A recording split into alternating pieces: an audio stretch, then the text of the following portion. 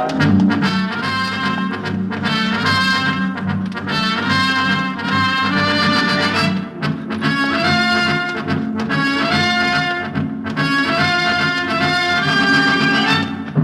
National Broadcasting Company invites you by transcription to join The Chase.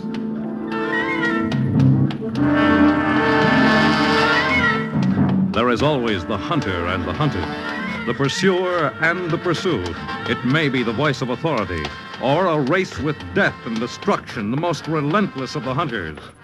There are times when laughter is heard as counterpoint, and moments when sheer terror is the theme.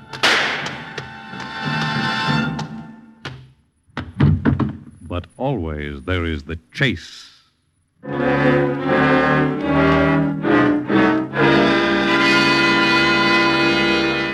And what chase is more pressing than the well-known struggle to get ahead at any cost? Mr. Doyle? Yes? You understand that I can't prepare a proper defense unless you tell me everything. I understand. A lawyer who does not enjoy his client's fullest confidence... Mr. Johnson, I understand, believe me. Just tell me what you need to know. Well... I won't hold anything back. All right. I want to know how you got involved in this thing. Oh, I don't mean the money angle. I can understand anyone wanting more money, but how... Well, How frankly... could a small fry like me get tied up with a big man like Elliot Bonds? I guess that's it. You were just one of the accountants there, weren't you? Yes, just one of three. And then, in a period of 18 months... I was vice president of the company. Yes.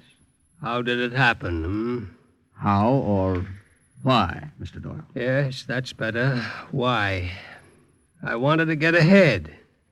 I could have let it alone. I didn't have to do what I did. That is what I am trying to get at. I wish I could answer you, Mr. Johnson, why I did it. I guess there's one time for everybody when there's a chance to get ahead the easy way. Yes? Time when you've got a choice. Stay where you are, $5,500 a year for the rest of your life. Skimp, save, work your eyes out, Or take what you want, like Elliot Barnes. That's it. Go ahead, please. Well, I got that chance 18 months ago. I was wrong to take it. I know that now. And I did fight it for a while. But it looked too good, too easy. Every time I went over my account books, I realized I was on to something big. Kept saying to myself, go to the police. Tell them. It's the only honest thing to do. But I didn't go to the police. I went to Mr. Bonds' office instead.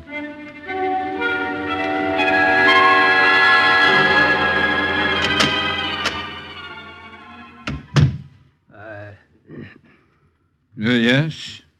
Mr. Bonds, I'd like to talk to you for a few minutes, please. I told your secretary it was a personal matter, but... Mr. Doyle, the question of raises is handled by Mr. Heller. The question of working conditions is handled by I didn't come to talk about a raise, Mr. Bonds.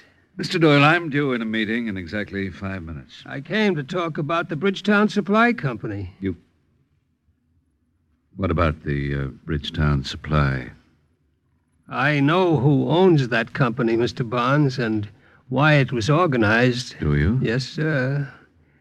I know that the company is only a front, an empty warehouse on River Street. I see. Go on. I know that every contract we get from the government is padded up to 30%. Bridgetown Supply bills us for materials we never receive. $500,000 worth in the last 6 months. Mr. Doyle. $500,000 in the last 6 months, and $300,000 the 6 months before that. And the company is owned by your brother-in-law, Charles Dodson. Mr. Doyle, I'm going to give you exactly 10 seconds to get out of this office, and I'm going to call Mr. Heller and tell him you're through as of now. Oh, I don't think you will, Mr. Bonds. I think you'll call Mr. Heller and tell him that I'm to be made chief accountant at a salary of $15,000 a year. Get out. No, sir, I won't. I've taken all I'm going to take from you and the rest of the stuffed shirts in this organization.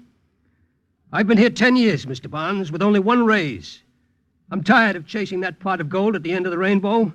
I'm tired of being a clock-punching nobody. You're getting yours, Mr. Bonds. I want my cut.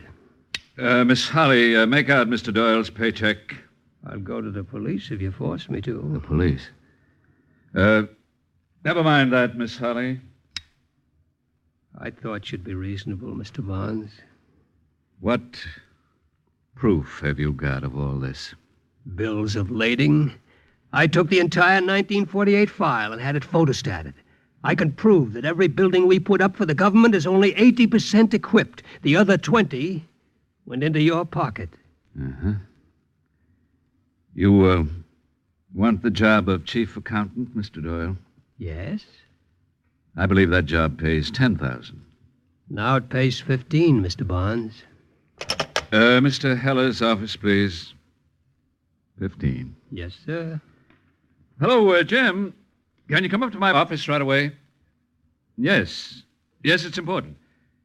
Jim, we're going to make some changes in the accounting department to take place immediately.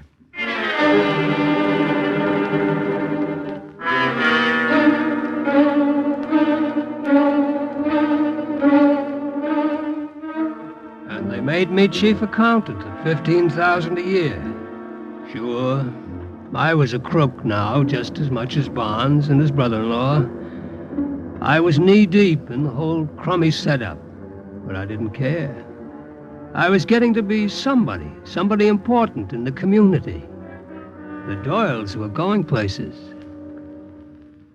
Well, I'll tell you one place they're not going, and that's the country club. Daisy, I wish you'd try to understand.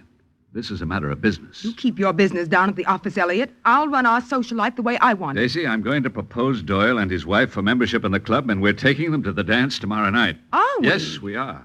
And they're having dinner at our table. Oh, how nice. Paula, darling, I want you to meet Mr. and Mrs. Doyle.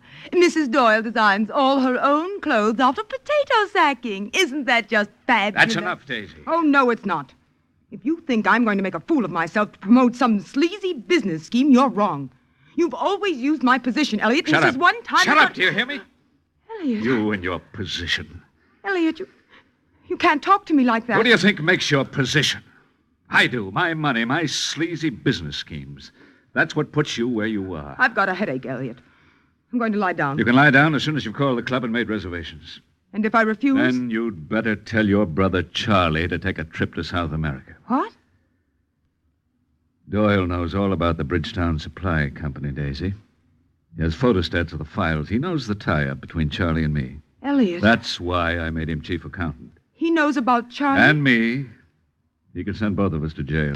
But how is I don't know. I thought we had everything covered.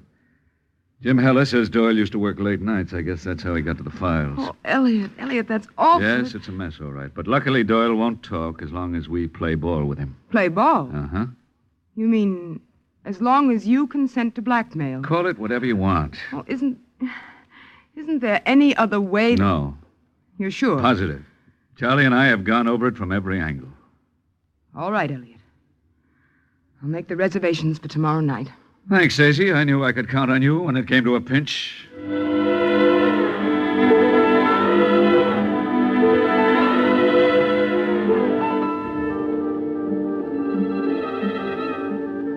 And 6 months after that, the treasurer of the company left to take another job. And I forced Bonds into giving me the position. Oh, I was riding high, all right. New house in Crestwood Park, Cadillac convertible, just like Bonds was driving. And my wife was taking golfing lessons at the country club. It was a perfect setup, and I thought it could go on like that forever.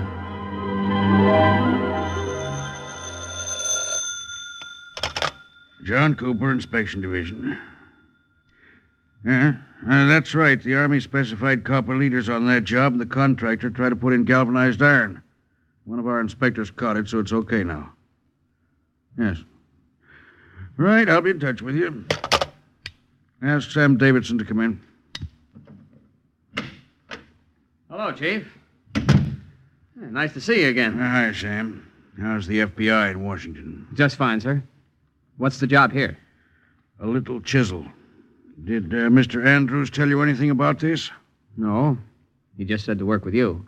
He did tell us it had to do with some construction work over at the Navy Air Base. That's right, the Post Henry base. The Elliott Barnes organization has the contract to build the runways. One of our field men says the Navy is getting shortchanged on the deal. That's a pretty serious charge.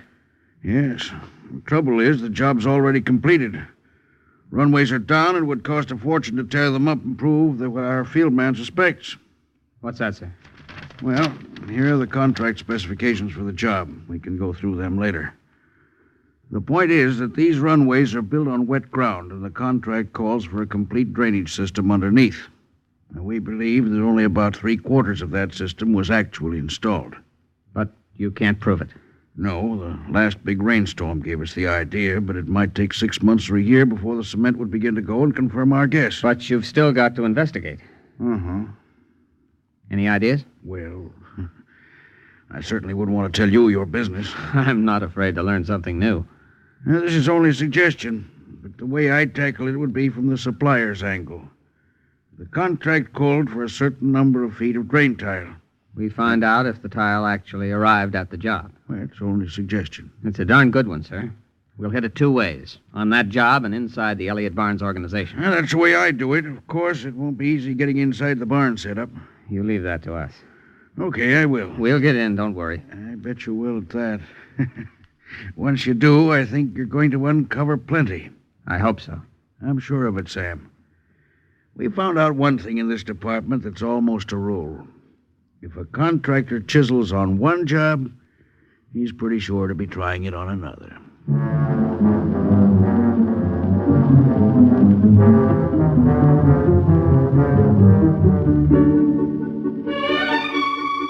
And I knew that Barnes was cheating on every contract, but it didn't make any difference. My chase was bright, and I was getting my share. Then one night, after I'd been treasurer for almost a year, I came home with the biggest news of all. That you, Matt? Uh-huh. Wherever have you been? It's almost 8 o'clock and dinner's practically spoiled. Is it? That's fine. Give dinner to the cat. We're going out. Why, Matthew, the girl cooked your favorite dish. Oh, Matt Doyle, put me down. What is the world the matter with you? Nothing, Ella. Not a single solitary thing. Matt, you've been drinking. I have, my dear, 2 sidecars with my employer and friend, Mr. Barnes. Matt. With my benefactor, Mr. Barnes. And I'll have you know it's Elliot and Matt from here on in. Really, Matt? Yes. And you're going to call Mrs. Barnes Daisy. No more of this formal stuff at the club. Well, for goodness sake, when did all of this happen? I don't... Oh, you haven't heard the half of it. Here you are, my love.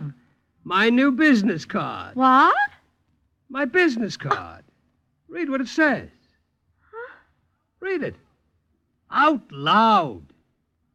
Oh, Matthew. Read it. But I can't really... Ella.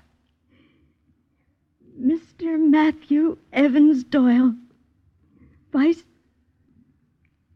President.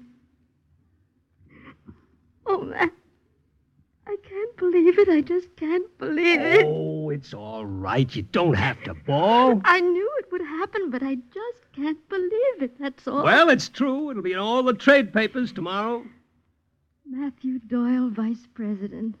Oh, Matt, there's nobody that deserves it more. Oh, no. Wait, darling. There's no use of going overboard. You worked so hard, Matt. I knew they'd have to put you on top. Okay, I'm a great guy. Now let's go out to dinner. You are, Matt. The greatest guy I know. All right, Ella.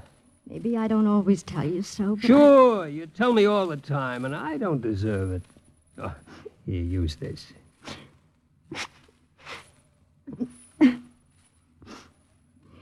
I'm very happy, Matt. Are you? Very. I'm Mrs. Matthew Doyle. Wife of the vice president. Matt, Yeah? you wouldn't be joking, would you? It is true. The truest thing you ever heard, Mrs. Doyle. And it's not over yet. I'm satisfied. Sure, you are, but not me. Took me a long time to find out how to get ahead in this game. But I've got the idea now. I'm going to the top of the pile, the very top, Ella, and nobody can stop me. Just you wait and see.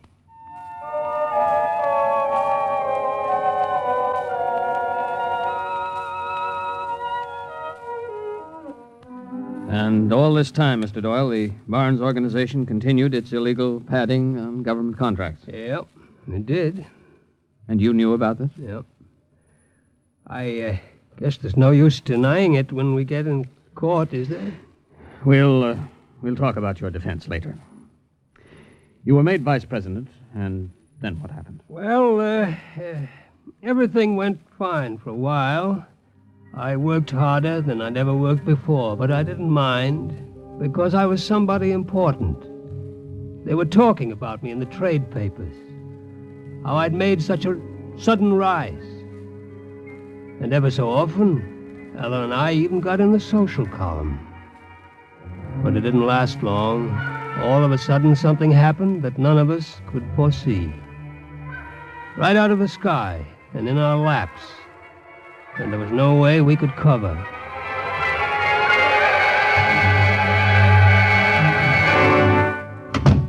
You wanted to see me, Elliot? Yes.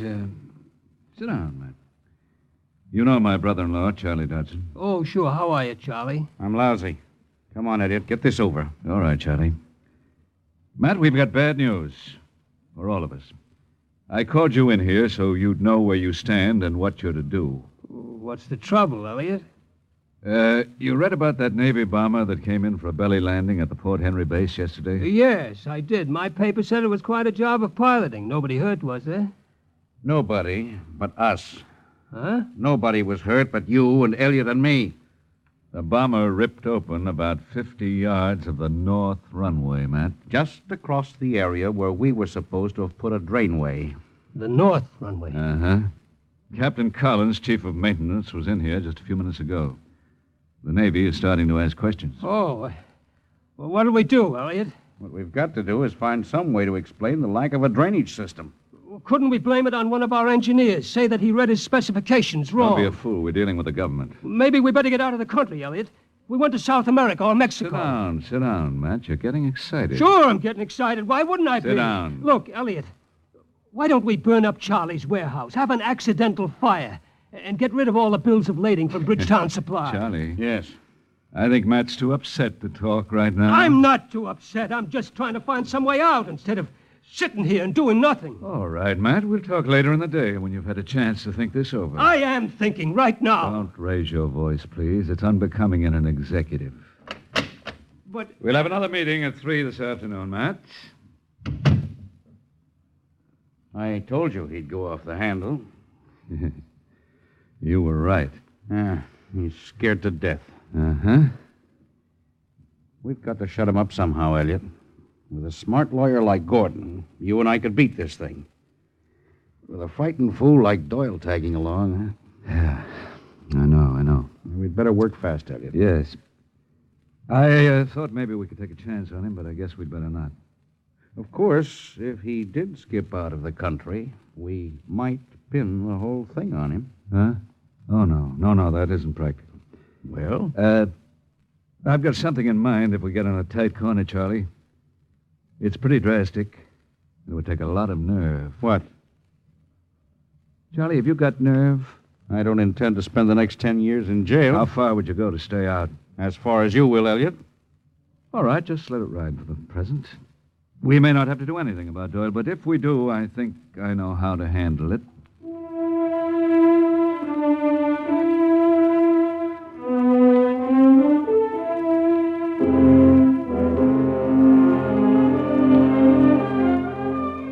I couldn't sleep. I couldn't eat. There was no one to turn to. Elliot didn't seem to have any plan, and the Navy inspectors were asking more and more questions. Then the whole thing collapsed all at once. The FBI came into the picture. Matt, this is Agent Sam Davidson of the FBI. Oh, how do you Mr. do? Doyle. How do you do, Mr. Doyle? The government is making a check on our construction work at the air base. Mr. Davidson's going to ask you a few questions, man. Oh, yes, of course. Anything I can do to help? We aren't under arrest, are we? Matt, Of course not. Oh, I'm sorry. All I meant to No say... one is under arrest, and no charges have been made yet, Mr. Doyle. You don't have to answer anything you don't want to. Oh, just one thing, Matt. Mr. Davidson says that one of their agents has been working here in our office for the past few months. We know a good deal about this organization, Mr. Doyle. We tell you this so that you can avoid any replies that might be at variance with the facts. Oh, yes. Yes, I see. I'll talk to Mr. Doyle alone, Mr. Barnes. Oh, of course. Matt, Yes. you heard what Mr. Davidson said. No charges have been made yet, and I'm sure that none will be. The government is going to give us a clean bill when the investigation is over, Matt, so don't be nervous about anything. Yes, Elliot, I understand. Good. Well, I'll talk to you later. All right. Drop into my office when you're through, Mr. Davidson. I will, Mr. Barnes. Well, won't you sit down, Mr. Davidson? Thanks. No calls for the next hour, Miss Rudley. I'm in a very important meeting. All right, Mr. Davidson, I'm ready.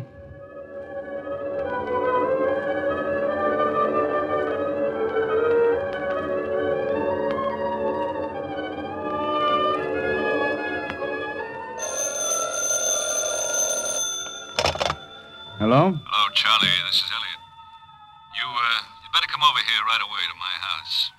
Remember what I told you? Well, I think we're in that tight corner right now.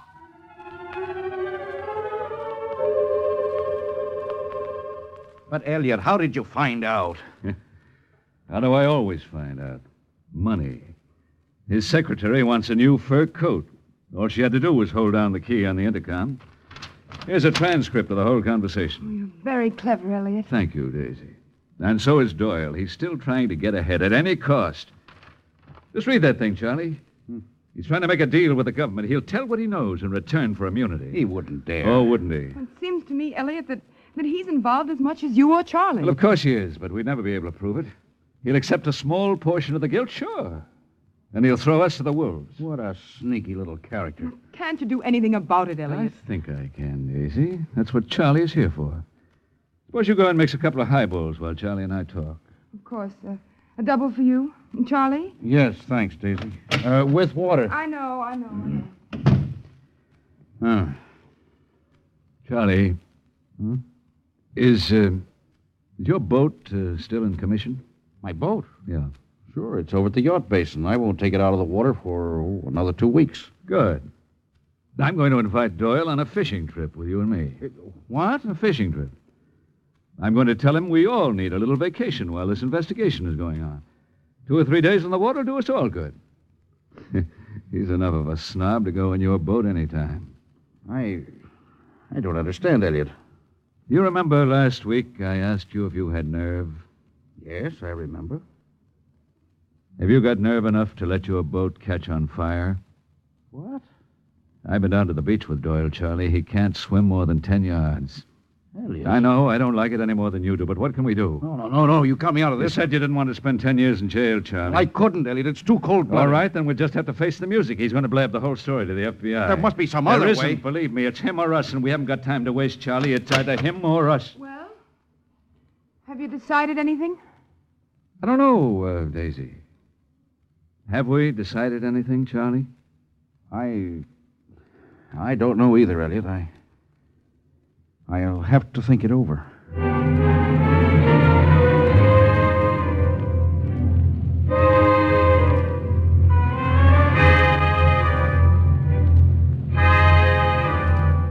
And when they invited me on the fishing trip, I decided I'd better go. Elliot said he wanted to talk over our plans for heading off the investigation, and we'd be better off where no one could possibly hear us. We left the Westport Yacht Basin on Friday afternoon, heading for the fishing grounds off Cape Harrington.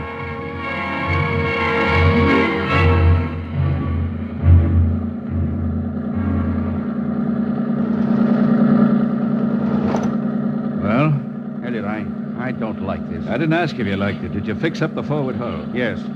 You soak the rags in gasoline? Now, listen, Elliot, there must be some other way. There isn't. Wait a minute, I cut this motor. Now, Charlie, I'm tired of watching you shake. Oh. Can you make it from here to the shore? Elliot, maybe if we told Don't Matt... be a fool, Charlie. Nobody'll ever know what happened. The boat caught on fire. We tried to rescue him, but we couldn't. It's the only way out. I know. He asked for this, didn't he? He's been blackmailing us for a year and a half. All right, but I'm saying... What? He's coming up. Okay. If you lose your nerve now... Don't do it, Elliot. I'm asking you for the last time. Hey, Skipper. Oh, what's happening? Are we dropping anchor here? Yes, we understand there are sea bass off these shoals. Well, good. I'll break out the tackle. What kind of hooks, Elliot? When I was a kid, we used to use... what's the matter, Charlie? Do I look funny or something? Never mind the tackle, Matt. We won't need it. Huh? We won't need the tackle. What? But I thought... Charlie, Yes, Matt? what's I'll wrong? tell you what's wrong, Matt. You're wrong. You're just about the rottenest little conniver I've ever dealt with. Oh, come off it, Elliot. Well, what's the joke? This is a joke. This transcript of the conversation between you and that FBI man on Monday morning. What? You were going to make a deal with the government, weren't you? No, of course not. You're jumping to conclusions. Am I? I wasn't making a deal, Elliot. I was just trying to fix up something for all three of us. Sure, I'm quite sure you were trying to fix up something. But you gotta believe me, I wouldn't turn state's evidence. You won't have a chance to. Elliot. Matt, we're having an accident. The boat is going to catch on fire. What? Charlie is going below to set it off in about 1 minute. A very unfortunate accident. Happens all the time on pleasure cruises like this. You can't swim, can you, Matt? You wouldn't go that far. You don't know me. I'd get rid of you as easily as I would a sneak thief that broke into my house. All right, Charlie, go ahead. Charlie, do what I say. No, Elliot, I'm not going to do it. Charlie. Not for you, you cheap chiseler. I'm not going to commit murder, that's all. All right, Charlie, I'll take care of it myself. I'm not going to let you, Elliot. Take your hand off that door. No. I'm warning you, Charlie. No. All right, you stupid Fool. No. I'll handle it myself. You understand? I'll do it myself. No. Matt, there's a gun in that locker. I'm not spending the rest of my life in jail. Do you hear me? Matt! I've got it, Charlie. You hear me, Charlie? Elliot, let him go or I'll shoot. Charlie, you... Elliot, let him go. Oh, Elliot, I'm sorry. I didn't mean to pull the trigger. It just went off. Your aim is as lousy as you are. Give me that, Matt.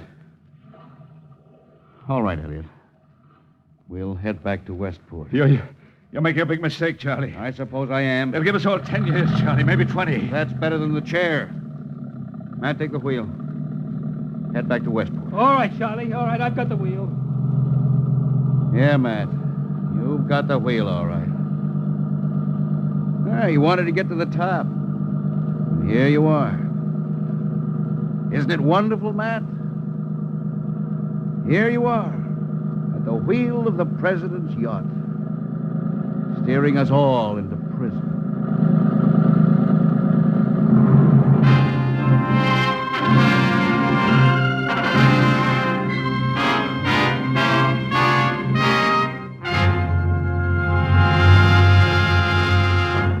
In the animal world, there is the hunter and the hunted, hound and fox, hawk and sparrow, chicken and worm.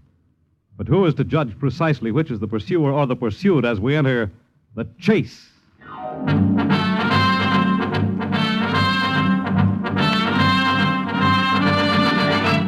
The Chase was created for the National Broadcasting Company by Lawrence Clee. This script was written by Jack Fink. Heard in the cast were John McGovern, Paul McGrath, Sylvia Davis, Natalie Priest, William Keane, and Louis Van Ruten. The Chase is directed and transcribed by Fred Way. Fred Collins speaking.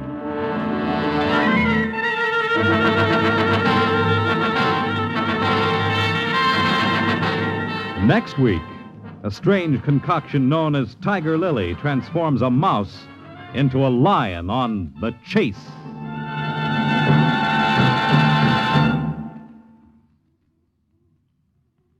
This afternoon, it's Adventure with Counter Spy on NBC.